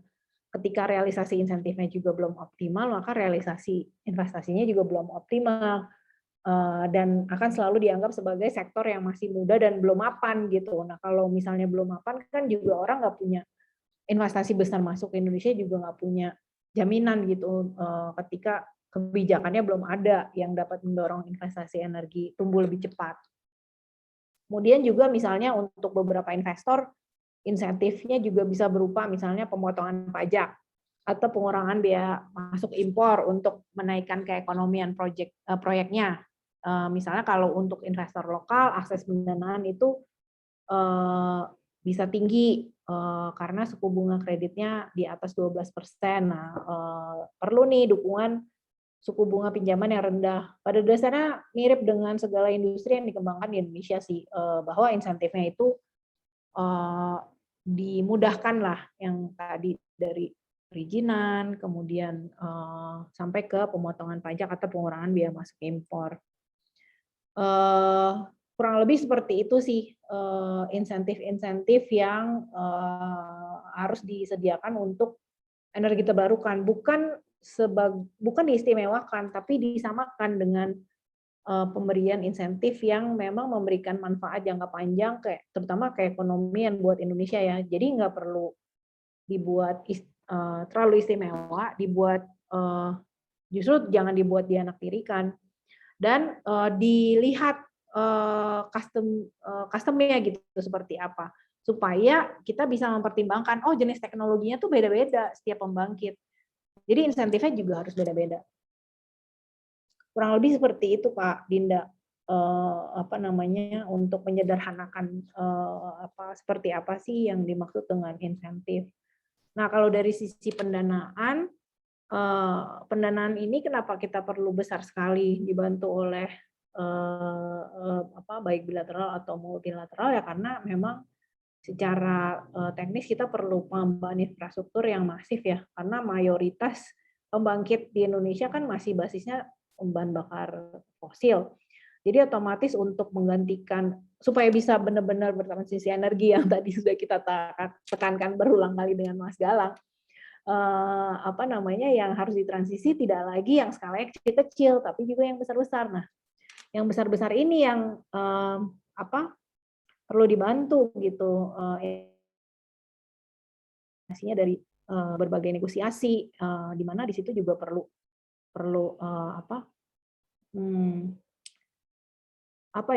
penjaminan juga gitu ketika dia masuk sesuai dengan kebijakan yang memang kita buat untuk energi terbarukan. Kurang lebih itu sih Kak Dinda.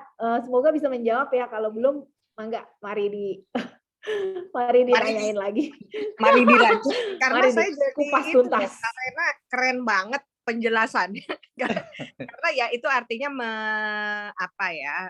jadi kita men-challenge stigma juga gitu untuk sesuatu yang sebenarnya persepsi yang kita punya ya mungkin karena ketidaktahuan juga ya. Tadi kan tetaplah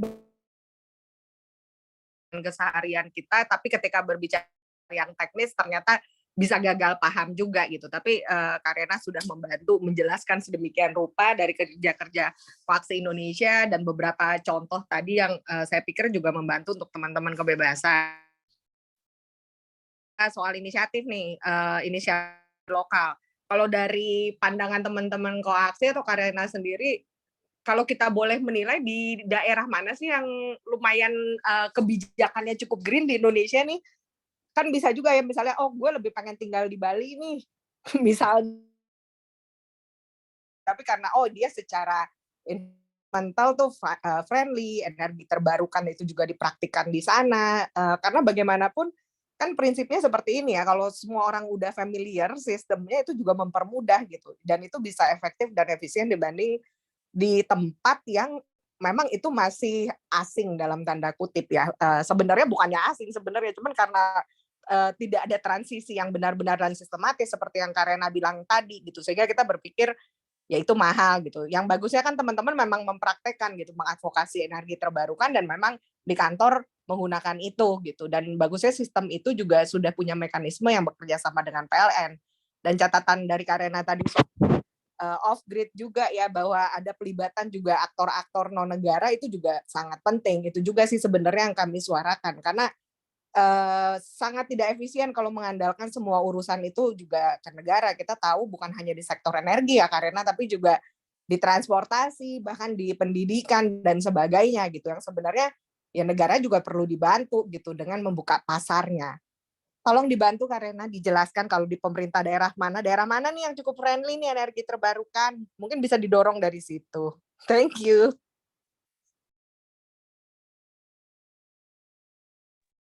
Ya, betul juga ya pertanyaannya. Kalau dari rekan-rekan yang sejauh ini bergiat di kabupaten kota, ada beberapa provinsi yang memang secara spesifik sudah mengembangkan agenda sustainability ya. Itu di kawan-kawan Apkasi yang tergabung dalam jaringan Lingkar Temu Kabupaten Lestari. Nah, sebentar, itu mereka kalau nggak salah terdiri atas 9 kabupaten. 9 kabupaten itu ada di Sumatera dan Kalimantan. Tapi ada juga yang di Sulawesi. Kalau di IKN ada nggak Kak di IKN? IKN. Kira-kira Koaksi akan bekerja di IKN-nya nih, kan penting nih ibu kota baru nih dengan perspektifnya sudah pakai energi terbarukan dong mestinya ya. Iya, itu pernah kita bahas juga dalam sebuah podcast khusus kerjasama dengan Indonesia Cerah dan KBR. Iya, memang dalam rencananya IKN akan menggunakan energi terbarukan ya, dan memang menuju ke arah pembangunan berkelanjutan. Tapi kita ya namanya masih dikembangkan, perlu kajian lagi tuh benar-benar atau tidak gitu kan. Tapi ya kita optimis lah kalau misalnya memang mau dikejar menuju ke sana ya kita akan dukung. Nah, kembali tadi dari sisi pemerintah daerah, kalau dari sudut pandang pemerintah daerah yang sudah memiliki komitmen lestari, itu di anggota Apkasi ada yang namanya Lingkar Temu Kabupaten Lestari. Ini terdiri atas 9 kabupaten yang sudah memasukkan indikator keberlanjutan di rencana pembangunan daerah mereka. Jadi ada di Musi Banyuasin, ada di Siak, Sintang, Sigi, Gorontalo, Bone Bolango, Aceh Tamiang, Sanggau, dan Kapuas Hulu. Nah, belum ada yang masuk di daerah IKN berarti. Nah, tapi jangan sedih ya, karena masih terbuka peluang buat kota kabupaten lain untuk juga ikut jejaknya teman-teman kabupaten yang masuk di jejaring Lingkar Temu Kabupaten Lestari ini. Kalau untuk daerah yang punya provinsi yang punya rencana umum energi daerah yang memasukkan unsur energi terbarukan di dalamnya, itu sepaham aku juga sudah ada 22 provinsi ya yang sudah memasukkan rencana umum energi daerah dengan energi terbarukan. Misalnya Jawa Tengah, Jawa Barat, Nusa Tenggara Barat, Kaltara, Jawa Timur, Lampung, Bengkulu. Tadi Mas Galang sempat menyebut Bengkulu. Bengkulu termasuk daerah yang sudah punya ruwet, Sulteng dan Gorontalo. Jadi lumayan 1, 2, 3, 4, 5, 6, 7, 8, 9. Baru 9 yang aku sebut. Ada 22 sih total daerah yang provinsi yang sudah punya ruwet. Nah, yang cukup progresif sih sejauh ini Jawa Tengah ya. Jawa Tengah, Bali, Jawa Barat, yang sudah pasti Jabodetabek lah. Jakarta, Jawa Barat, Jawa Tengah, Bali. Yang memang sedang berusaha mengejar ruwetnya ya. Nusa Tenggara Timur juga sih masuk daerah yang sudah memiliki ruwet. Dari total 34 ya betul, 22 yang sudah memiliki ruwet. Jadi ini bisa menjadi acuan buat kita bahwa ternyata lumayan banyak juga daerah yang sudah punya perspektif energi terbarukan gitu. Tinggal berapa banyak porsinya dan bagaimana mereka merealisasikan RUET ini, karena harus dipantau lagi gimana memasukkan rencana umum ini ke dalam rencana pembangunan daerah mereka juga gitu. Dan akhirnya jadi konsisten. Seperti itu sih Kak, gambarannya. Jadi memang betul ya, ternyata kalau misalnya pertanyaan teman-teman tadi membreakdown cerita dari koaksi tentang sektor energi, sebenarnya ya optimis ya, walaupun tadi di awal, di PPT awal saya sampaikan bahwa banyak loh suara yang tetap atau banyak juga ya pengusaha besar yang masuk dalam kursi pemerintahan atau pembuat kebijakan yang juga pengusaha. Tapi kalau misalnya edukasi dan penyadartahuan itu terus diberikan sesuai dengan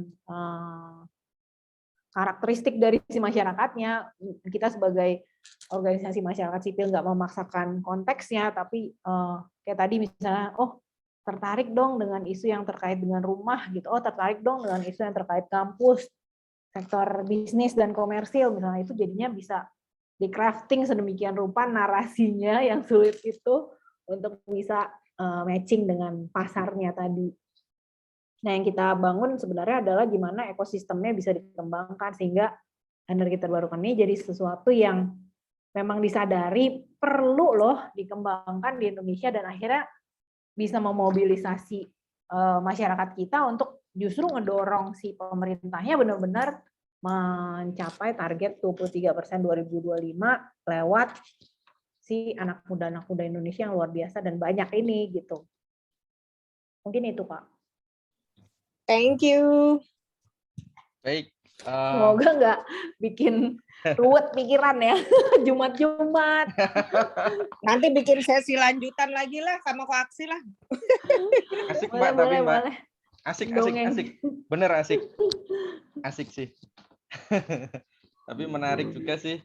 Ya memang sekali lagi isu energi memang menarik sekali untuk kita terus dalami ya, Mbak. Dan sayang banget ini malam hari ini kita harus kita close ini, waktu kita sudah jam 9. Oh iya udah lewat ya. Nggak kerasa nih Mbak. Maaf banget. Nggak apa-apa Mbak. Mungkin closing statement Mbak untuk diskusi kita malam ini buat teman-teman semuanya, apa sih yang mesti kita highlight gitu.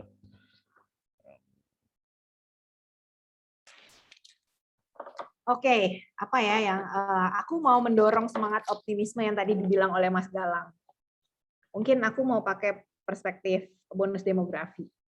Bahwa kita punya 170 juta anak muda, minimal orang-orang usia produktif kayak kita yang masih 22 tahun ya. Dan punya semangat untuk mengubah kehidupan kita menjadi lebih baik, itu bisa sama-sama nih kita melihat apa sih benefit dari ekonomi hijau gitu, karena ekonomi dan sosial kalau tidak ada landasan lingkungannya itu nggak akan bisa jadi terbangun gitu karena fondasinya nggak kuat. Selama ini kan lingkungan hidup selalu menjadi satu sisi yang menjadi pengganggu gitu ya, pengganggu bagi kelangsungan ekonomi. Padahal harusnya dibalik gitu. Ketika ekonomi kita tidak menjaga resources yang kita miliki, Indonesia tuh kaya banget ya hutannya, kita negara dengan mega biodiversity nomor 2 di dunia, kemudian negara dengan panjang pantai terpanjang kedua di dunia, dan lain-lain yang ter di dunia itu kalau tidak mempertahankan kekayaan negaranya karena kebijakan yang kurang tepat mungkin atau kurang daya dukung dari masyarakatnya juga, itu kita nggak akan bisa sustainable. Dan sayang sekali ya kalau kita negara yang kaya ini menjadi justru rentan terhadap salah satunya dampak perubahan iklim ketika eksternalitasnya eksternalitas yang positif itu tidak dikembangkan dan tidak ada strategi yang memadai untuk menghindar dari eksternalitas negatif. Mungkin itu. Jadi ini berusaha mengaitkan dengan topik kita eksternalitas. Tapi di sisi lain ya, anak muda itu kan penuh dengan terobosan dan inovasi. Jadi kita masih tetap bisa memberikan solusi lah buat negara ini selagi kita masih ada di sini. Jadi tetap semangat, tidak ada yang impossible, kita berikan apa yang sesuai dengan kapasitas kita. Itu aja mungkin. Terima kasih Suara Kebebasan. Terima kasih Mbak. Sekali lagi saya ucapkan terima kasih. Saya simpulkan sedikit ya untuk diskusi kita malam hari ini teman-teman, bahwa memang berbicara terhadap eksternalitas ya, terhadap lingkungan memang banyak sekali hal yang perlu kita diskusikan ya. Tadi sejak awal dalam diskusi ini kita bangun kita bicarakan prolog terkait dengan banyak diskusi, pembicaraan arah-arah yang berkaitan dengan hal-hal negatif. Tapi sebetulnya gimana sih kita perlu juga sih berkaitan dengan ekonomi, berkaitan dengan lingkungan, kita perlu bangun eksternalitas positif, itu menjadi hal yang sangat penting untuk kita dorong gitu. Isu energi terbarukan menjadi salah satu hal yang sebetulnya sangat progresif ya menurut saya gitu, sebagai moderator yang meng-highlight diskusi ini gitu. Dan apa yang disampaikan oleh Mbak Rena dan dilakukan oleh Mbak Rena bersama dengan teman-teman di Koaksi, ini salah satu hal yang patut kita dorong bersama ya. Dan mungkin kita semua juga harus mulai concern nih teman-teman semuanya dengan isu-isu yang berkaitan dengan energi terbarukan ini. Tentu ini butuh pekerjaan rumah yang panjang ya, dan nggak mudah, tapi kita mesti optimis bahwa ini bisa dilakukan oleh kita semuanya. Karena tadi sudah dijelaskan bagaimana dampak-dampak eksternalitas negatif dari energi fosil, kemudian energi baru, dan saya kira kita konkret aja lah solusinya energi terbarukan gitu ya. Baik, sekali lagi saya ucapkan terima kasih kepada Mbak Rena, terima kasih banget nih Mbak, thank you banget. Foto bareng dulu Galang. Oh iya, sorry lupa, hampir lupa. Ini loh bagian paling penting. Teman-teman semuanya, kita foto bareng dulu, silahkan bila berkenan untuk mengaktifkan videonya. Oke, tolong dibantu Ella. Oke. Ada Rey juga bantu. Ada Rey, Mas Rey. Jangan Mbak Rey nanti. Sorry Rey. Belum buka Rey. Dihitung. Kak Nings, Kak Mili, Kak Samuela. Kita hitung ya sampai 3 ya. Ya. Oke, 1, 2, 3. Kita ulangi lagi. 1, 2, 3. Oke, thank you teman-teman semuanya. Terima kasih. Thank you Kak Karen. Sekali lagi terima kasih teman-teman semuanya. Terima kasih banyak. Jangan lupa untuk terus ikuti acara-acara Suara Kebebasan ya selanjutnya. Undang lagi ya, aku nonton. Oke, sekali lagi thank you Mbak Rena sudah mau bergabung bersama kita. Terima kasih teman-teman. Selamat malam semuanya. Sehat selalu semuanya. Terima kasih semua. Sampai jumpa.